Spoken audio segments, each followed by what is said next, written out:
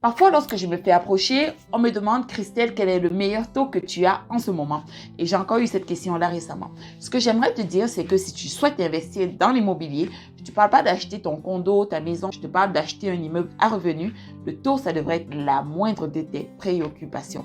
Pourquoi? La première chose, c'est parce que tes locataires sont capables de rembourser ce taux-là, qu'il soit élevé ou bas.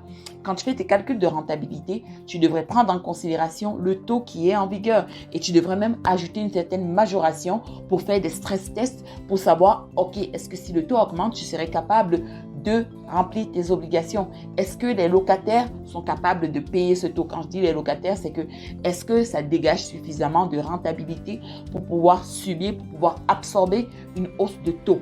Est-ce que tes locataires, ce qu'ils payent, ça couvre tous les frais, ça couvre tes traites bancaires, ça couvre tes dépenses, ça couvre tes taxes, ça couvre tes frais d'électricité, ça couvre tes frais de conciergerie. Bref, est-ce que ton calcul de rentabilité est fait?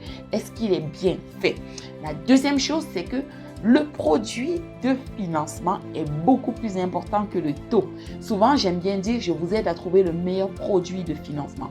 Pourquoi? Parce qu'une banque pourrait t'offrir un taux beaucoup plus bas, mais elle te finance pour un montant beaucoup plus bas aussi. Ce qui veut dire que tu ne serais peut-être pas capable d'acheter ton immeuble à revenu de 1 million. Elle te donnerait peut-être juste un financement de 900 000 alors que tu as besoin d'1 million. Et si tu n'as pas de financement d'1 million, transaction tombe, tu ne peux tout simplement pas l'effectuer. Dans ce cas, qu'est-ce qui serait préférable de faire?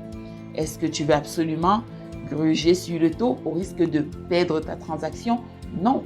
Alors, tu comprends avec ces deux exemples-là que le taux n'est pas le plus important. Il faut vraiment que tu analyses ton projet d'achat global et je dirais même que tu dois regarder pour plus tard, à long terme, tu dois anticiper les prochains achats qui s'en viennent et choisir ton produit de financement conséquemment. Voilà, j'espère que tu arrêteras de magasiner les taux et que tu magasineras pour le meilleur produit hypothécaire et aussi pour le meilleur courtier hypothécaire qui peut t'aider.